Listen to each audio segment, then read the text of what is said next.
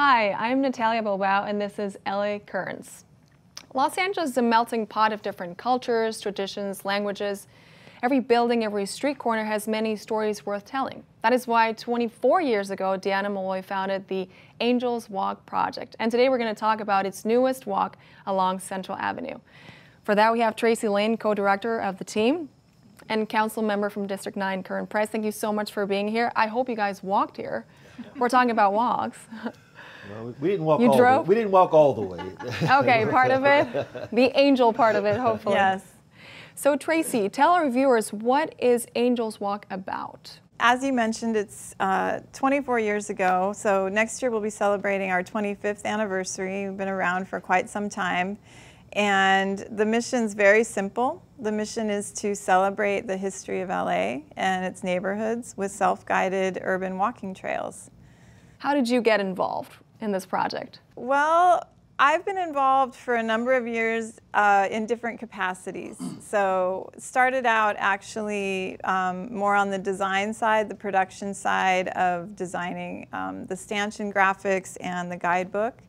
And there came a time about 6-7 years ago when Angels Walk needed kind of some fresh shepherding.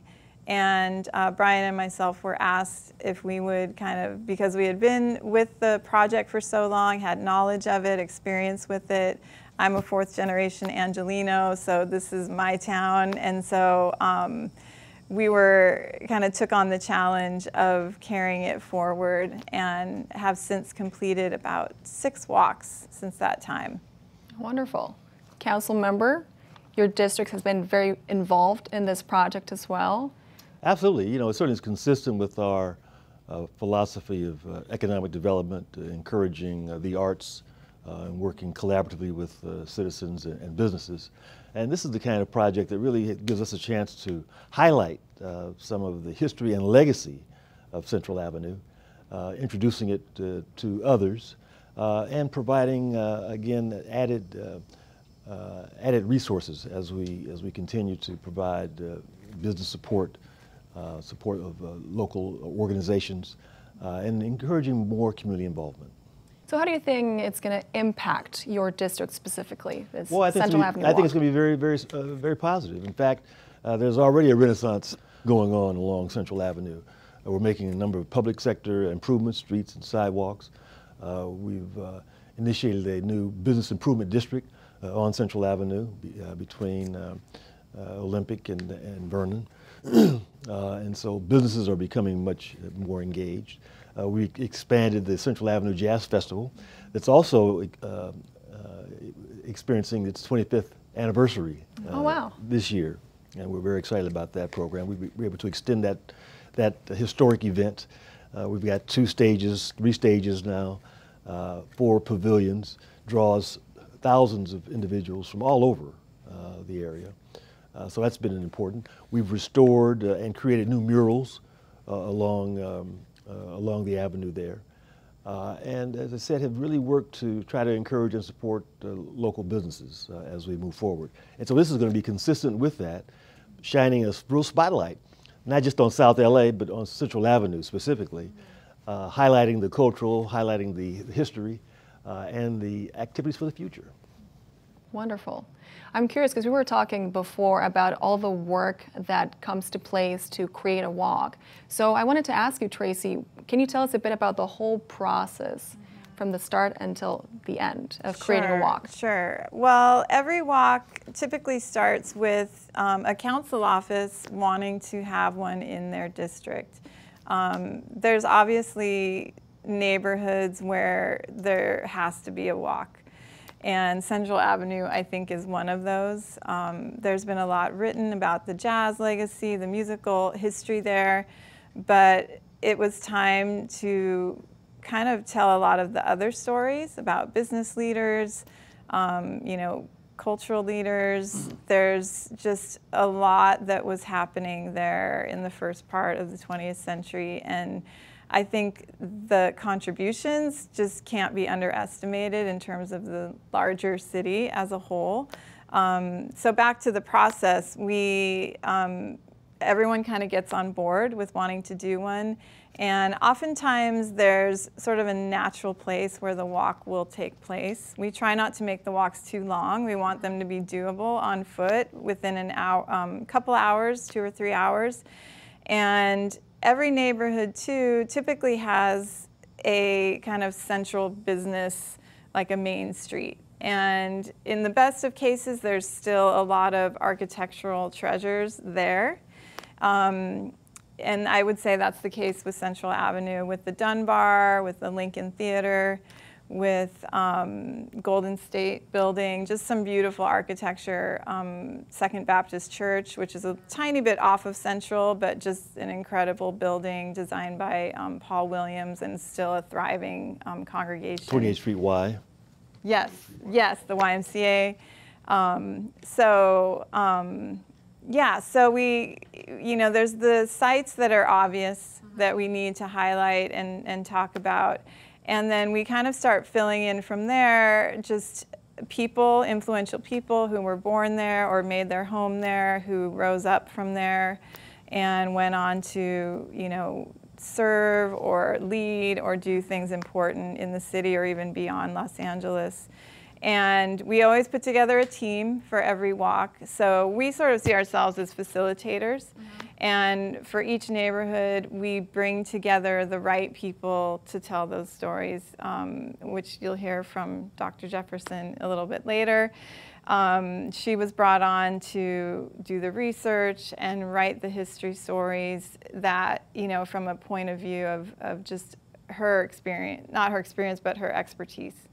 And her knowledge. So that's important, that the stories are told accurately, and we don't work in a bubble. There's a lot of research that goes into finding the photos that are highlighted on the stanchions, and that's a collaborative effort, between the writers and our office and many others. We utilize the archives from Los Angeles Public Library, USC, UCLA, many, we kind of just do a deep dive into what we can find visually to illustrate the stanchions, because it's really powerful to see photos. The text is important, really important, but not everyone's going to stand there and read the whole thing maybe in one, in one sitting, but to get a glimpse of, like, this is what the street looked like back in the day, or here's a photo of someone that I recognize their name or who they were. So it's really important to find as many photos as we can to illustrate the stories. And then there's just the production process of getting the guidebook written and produced, as well as the stanchions. And then they get installed by the Bureau of Street Services. And then the walk is available to the, the community and to visitors. The guidebooks become available at libraries, at visitor centers. We distribute them to all the businesses along the walk. And really, for anyone who wants them, the guidebooks are free to distribute. I was going to close with this question for both of you. What do you hope the younger generations will learn from this specific walk? I can speak as having grown up here in LA. You tend to just know what's around you, and you have a sense that there's much more of a city out there, but you don't know much about it. And so I think Angel's Walk really just provides kind of a grounding in the city, also can really build like a sense of pride in Los Angeles. And I think even though the walks are designed to appeal to, let's say, visitors or tourists, we really see them as being for the community. To know what took place on these streets and how our neighborhood got to where it is today, its flavor, its culture, its people, its businesses, its kind of evolution, I think just gives you more of a connection to your neighborhood and to your neighbors.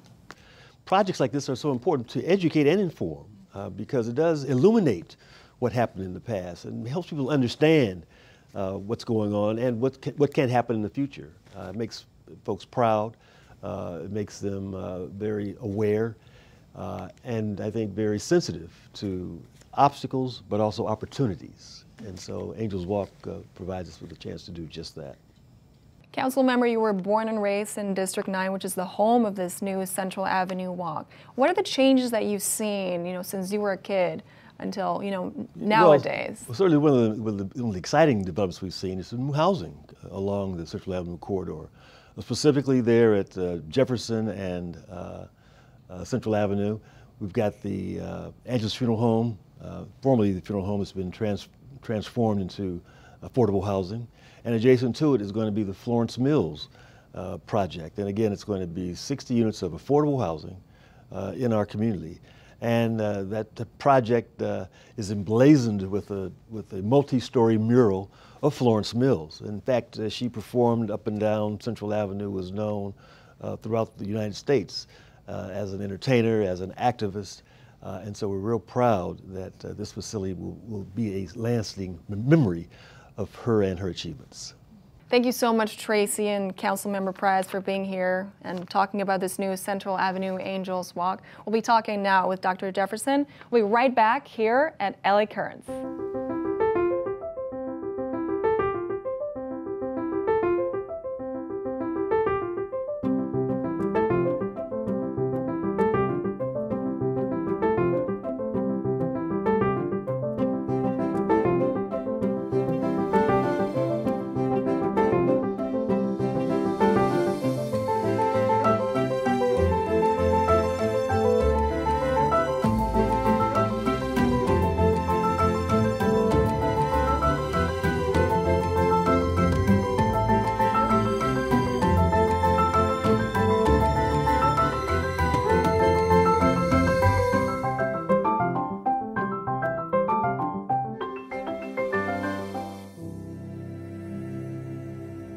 In the first half of the show, we talked to Tracy Lane and Councilmember Price about the Angels Walk project and specifically about the Central Avenue Walk.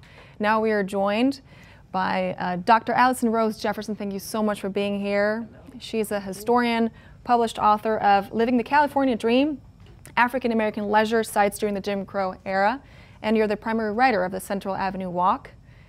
So as a third-generation Californian, and you're an expert in the African American experience here in Southern California, you seem like a great fit to write about the Central Avenue Angels Walk. So how did you become involved with this project?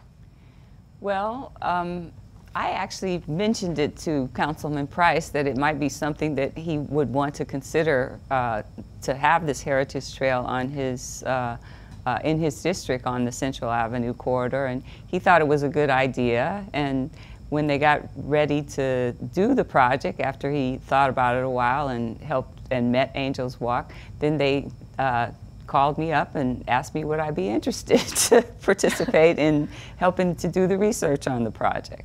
There are a lot of iconic places on Central Avenue. So Dr. Jefferson, how do you decide which ones make it to the final Central Avenue Angels Walk? Well, as Tracy Lane had said earlier in the interview segment, the walks kind of have the things that call out to you to tell you that they should be on the walk, because it's a famous, or because it's a beautiful building architecturally, because a particular event happened in a building, because of a cultural institution that was there. And so in terms of the Central Avenue area, there's quite a few buildings that have this cultural resonance. And one of them is the Lincoln Theater, another is Liberty Savings and Loan, Second Baptist Church, which Paul R. Williams designed, the YMCA building, which is another Paul R. Williams building, the Somerville Dunbar Hotel, the Golden State Mutual Life Insurance Company, and then so those are kind of the anchor buildings. And even the Jefferson High School, which is a public building, but it's still an amazing piece of architecture and has some storied history in terms of the different people that went to the school, as well as it was constructed by famous Los Angeles architect Styles O. Clement. And so then you fill in other stories around these bigger stories in terms of the businesses that were on the avenue. There were several doctors' offices that were on the avenue, and the nightclubs that became particularly important in terms of being an attraction for Central Avenue as the hub of West Coast jazz. I'm curious about the process of finding the stories, because you were mentioning earlier how you were walking down the street and you started talking to somebody who then told you like some story about, I believe it was the Lincoln Theater? But so the findings of these stories that to me is fascinating that maybe you can share. A lot of the information that we wrote, I had a co-writer on the project, her name is Martha Groves, that Martha and I developed was not so much from oral histories as it was from going through looking at different kinds of different kinds of research that had been done on the sites. And we did go to some of the sites, and if the businesses were still there, there were some sites where we were able to find out some information from the actual location. But most of it was done from books and from government documents and from archives. So let's talk about the actual stops, some of these like iconic locations, like for instance the Dunbar Hotel. So the Dunbar Hotel actually was originally called the Somerville Hotel, and it was built in 1928 by the Power couple. They may not have, I don't know how they would have seen themselves in those days, but the Power couple, John and Veda Somerville, both of them were dentists, but they were also community activists and business people, and they had both gone to University of Southern California Dental School. He was the first African American to graduate from the school in dentistry, and she was somewhere in that early number as well. And so they built the hotel in part to accommodate the National Association for the Advancement of Colored People, the NAACP, convention that was going to be here in 28. And so because there was no really big black hotel in Los Angeles that could accommodate all these people coming out to Los Angeles for the convention, and the big white hotels weren't allowing African Americans to stay in those hotels. They in downtown, they could go and visit, but for events, big public events, but they couldn't just go. They couldn't stay in those hotels. So the Somervilles built it, and then it changed to the Dunbar a few years later because of some financial difficulties that the Somervilles had. And then that's the era that most people remember about the Dunbar. And that's when it became the anchor of the jazz in the area. When it initially opened, when the hotel initially opened, it didn't have a nightclub license, and it was still Prohibition. People forget that the 1920s was a period of Prohibition. And so the real heyday of the Dunbar was the 30s through the early 50s in terms of the entertainment scene in the area. And lots of different people performed there. Cab Calloway, Ray Charles, Duke Ellington, Billie Holiday. We could go on. And there were some white folks who were Hollywood luminaries who used to come and hang out in the Central Avenue corridor as well, and they would go to the Dunbar and other clubs in the area.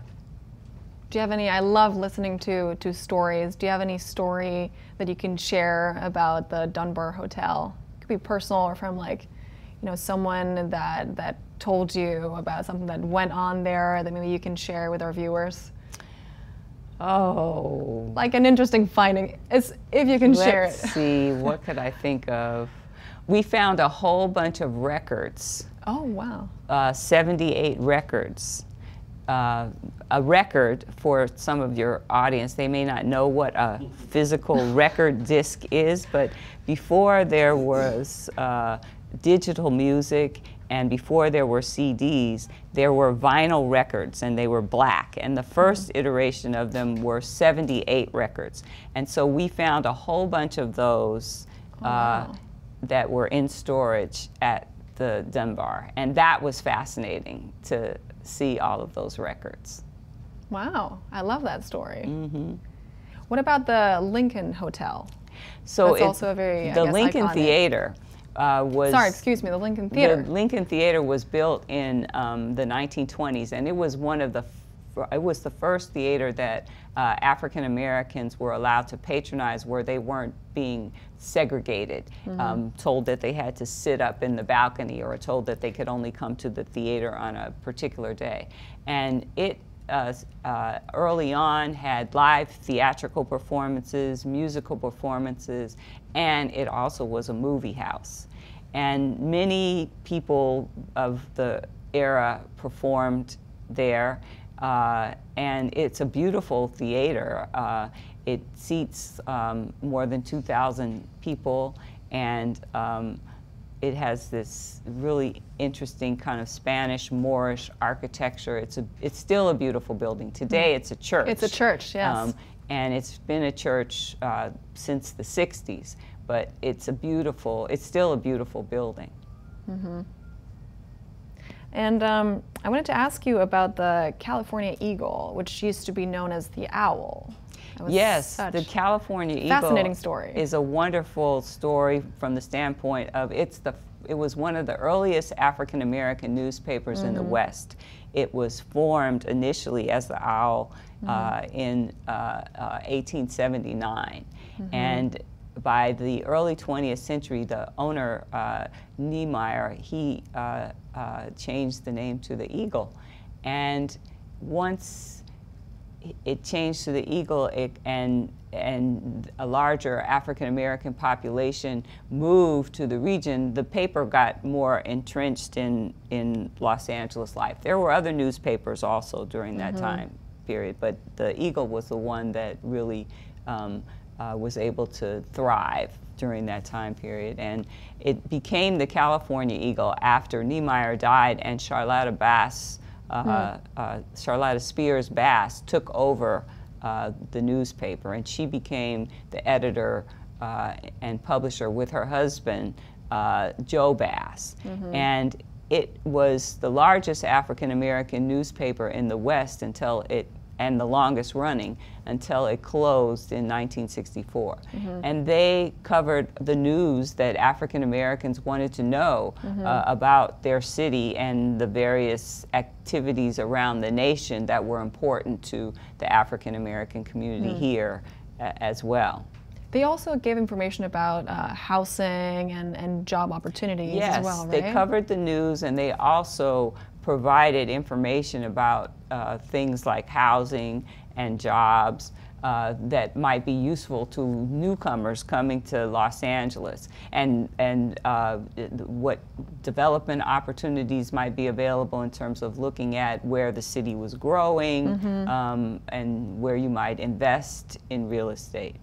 So we could say that Central Avenue was very active, you know, in the African American community was very active, and you know, things like the California Eagle really helped them thrive. I also want to ask you about the Liberty Savings and Loan Bank. So the Liberty Savings and Loan Bank was founded in 1924, and it was several different, there were several folks that were involved in the founding of the bank, and it was the first African American financial institution west of the Mississippi.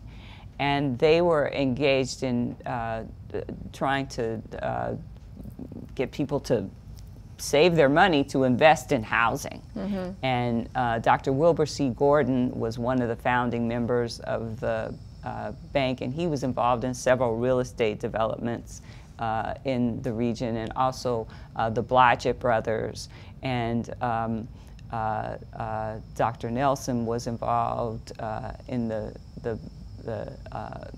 savings and loan as well in terms of the founding, and several other I could keep naming a few people that would be, in terms of Los Angeles African American history, would be important. And it lasted through the 1960s.